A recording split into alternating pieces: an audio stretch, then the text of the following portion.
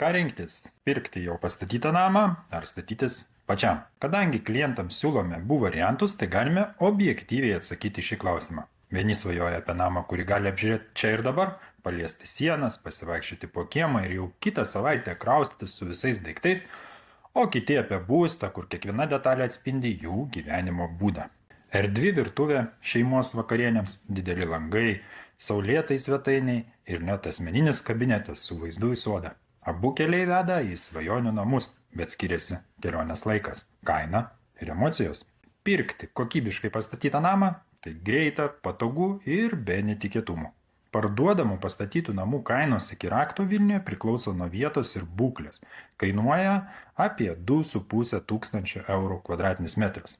Pliusai, kad galite įsikelti per kelis mėnesius, matote realų rezultatą, kaimynus ir infrastruktūrą. Trūkumai, galbūt išplanavimas ne visai toks, kokio norėjote, o jei perkate ne naujos statybos namą, jis dažnai būna žemesnės energetinės klasės. Kitas pasirinkimas – statytis namą samdant patikimą rangovą, pavyzdžiui, mūsų. Tokiu atveju namo statybos kaina iki rakto be sklypo bus apie 2000 eurų kvadratinis metras. Tai yra šiek tiek pigiau nei pirktumėte jau pastatytą būstą. Namas atitiks jūsų poreikius, garantuotai ekonomiškas ir kokybiškas. Trūkumai, jei dar neturite sklypo, tai gali užtrukti iki 2 metų. Į statybos procesus teks gilintis ir gaišti savo asmeninį laiką. Išvados aiškios. Jei skubate ir norite ramybės, rinkitės pastatytą namą.